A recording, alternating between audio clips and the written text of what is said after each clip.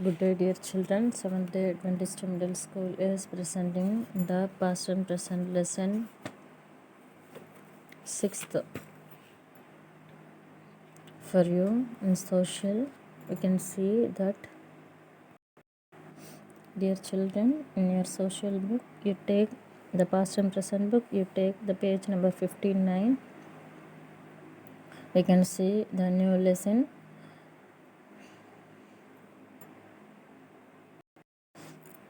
British policies under impact. Already we have started this lesson.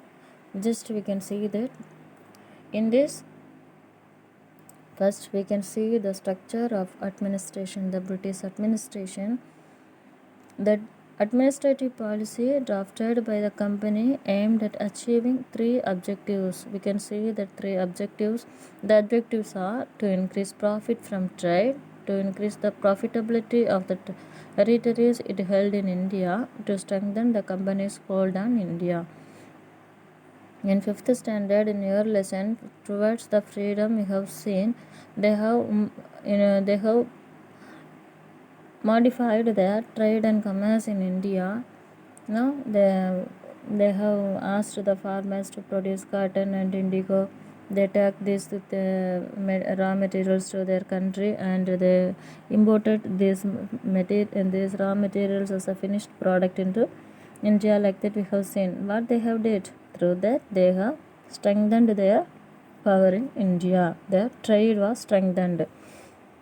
And already we see misruled by the officials. The officials, East India Company misused their powers. The officials, the East Indian officials means the East Indian people only appointed in the very good positions. They have misused their powers, and the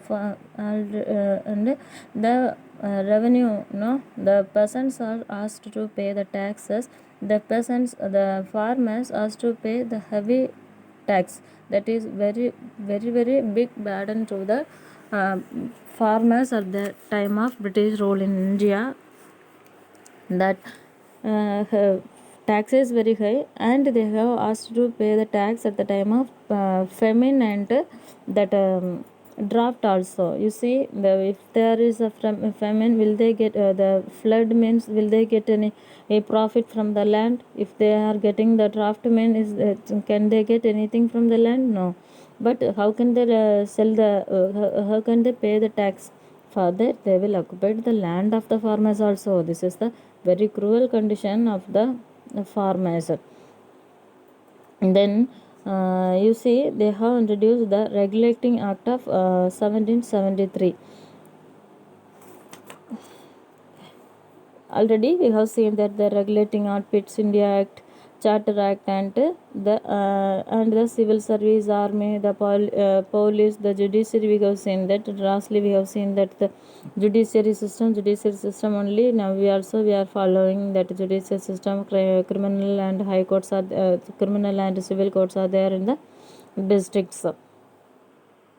Now the economic policies, we can see they have extracted the more revenue, finding sources of cheap raw materials, expanding the Indian markets to the market so that the British goods could be sold in larger quantities. They have expanded the markets in India for their purpose only. They have taken the raw materials from India. They have exported these raw materials only to their nation, to British, and they have made it as a finished product and imported to India, and they have sold their product in Indian markets.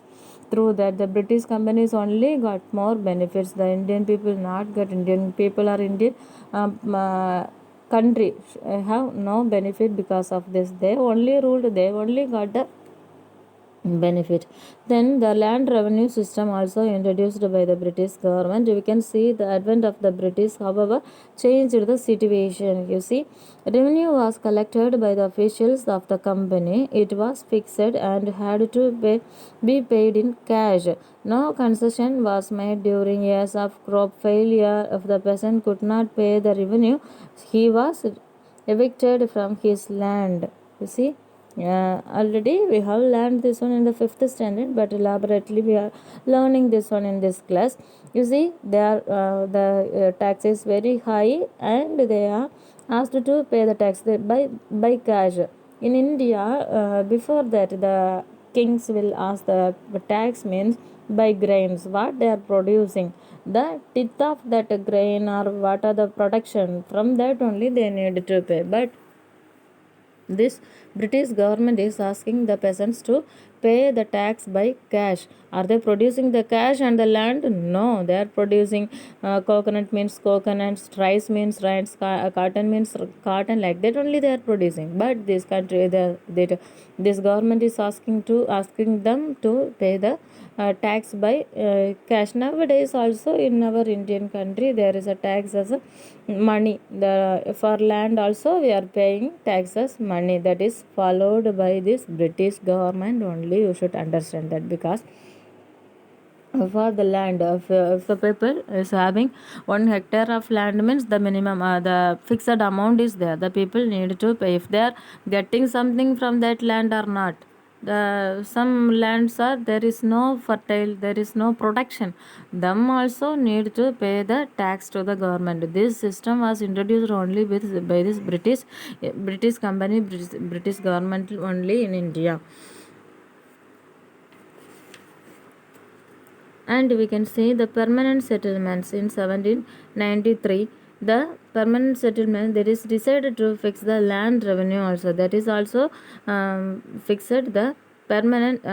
Before that we can see there are the three methods to collect the tax. You see, permanent settlements, Mahalwari system, Rayatwari system. The permanent settlement is to ensure a regular income. Company decided to fix the land revenue of Bengal and Bihar on a permanent basis. This scheme was introduced in 1793 by Lord Cornwallis and was known as the permanent settlement system. Then another one system was a Mahalwari system. This Mahalwari system was introduced in the year 1830s. The Mahalwari system was introduced in western Uttar Pradesh, parts of Madhya Pradesh and Punjab. In these areas, land was owned collectively by a group of villagers called Mahals. The task of collecting the revenue and paying it to the company was given to the headman of each mahal. The revenue demand was not fixed permanently, it could be revised periodically. You see, the another one system is the Rayatwari system. The Rayatwari system also introduced by this British in this time. This system was devised by Thomas Munro. It was introduced in parts of Madras and Bombay presidencies. Under this system, the company made revenue settlements directly with the Rayat or the peasants.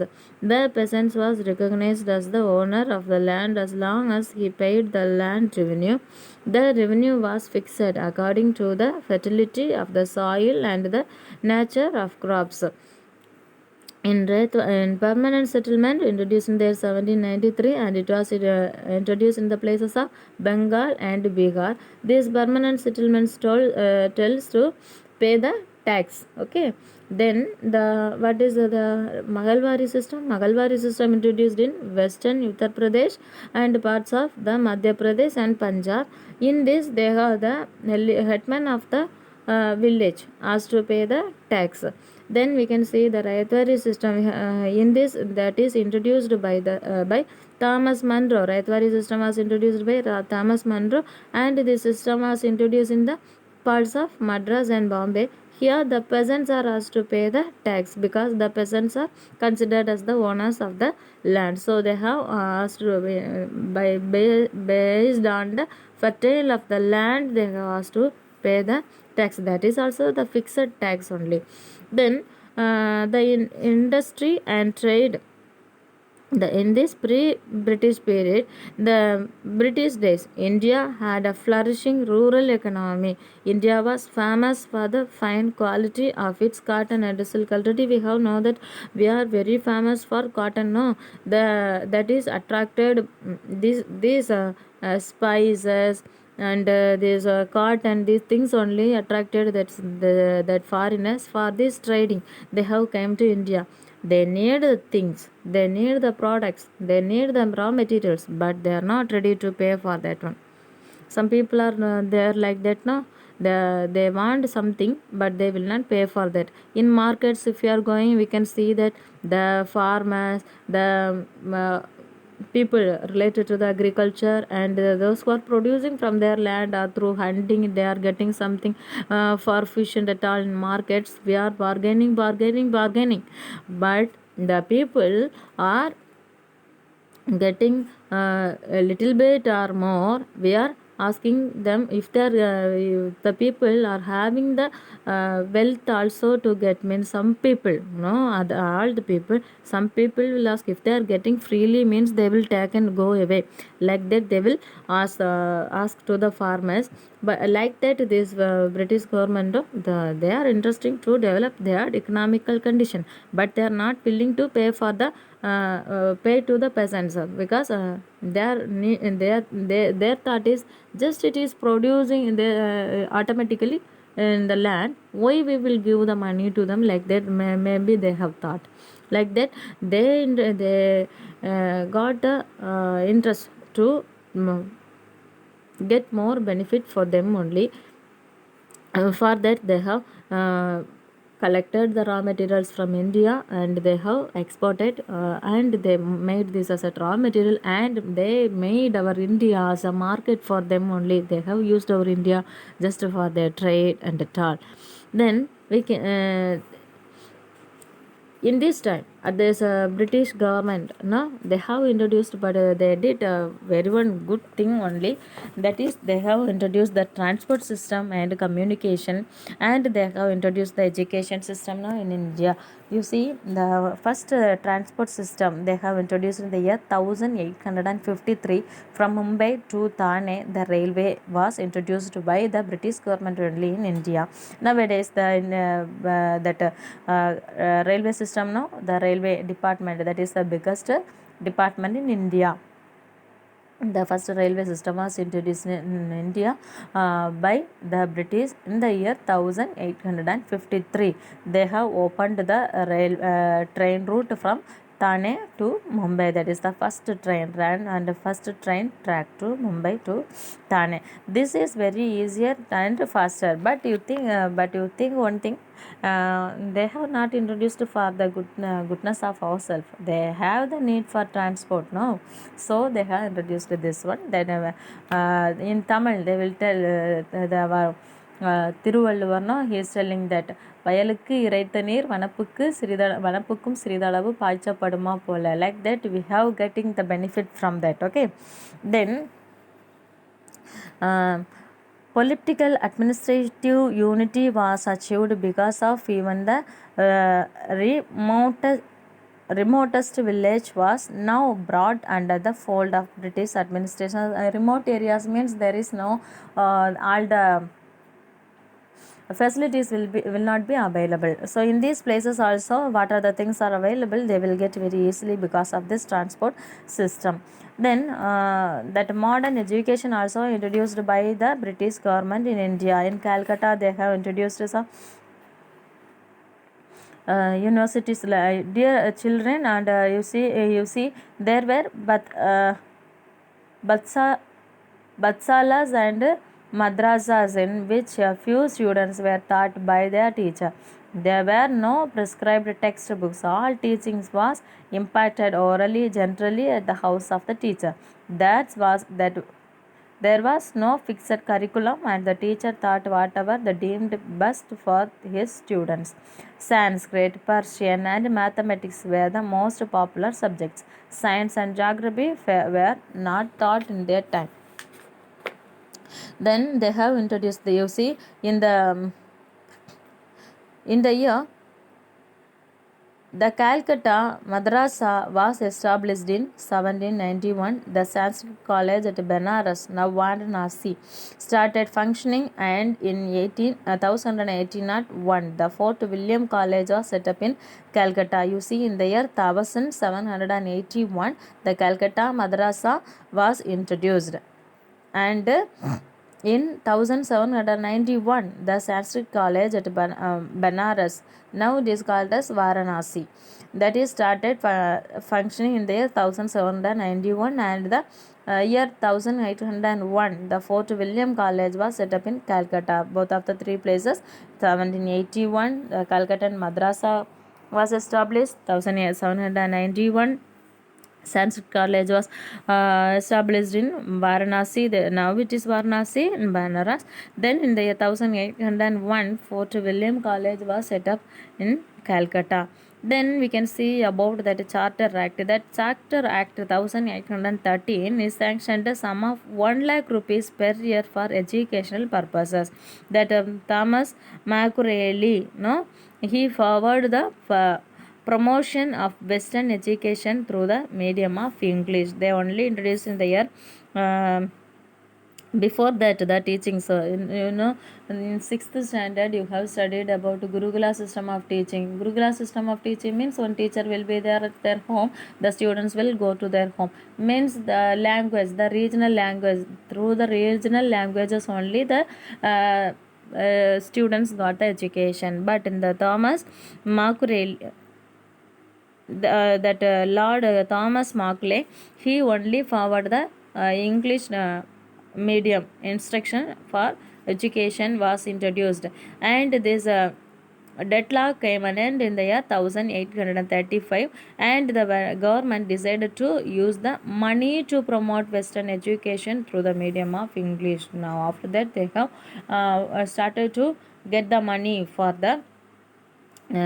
getting the English medium education. Then another one thing is there, Wood's Dispatch in 1854. The Wood's Dispatch of 1854 made further changes in the system of education. That's also there's a charter acts introducing some changes now in education. That Thomas Macaulay introducing the English medium education, like that. There's Wood's Dispatch also did some changes in education. What is the effects of this education?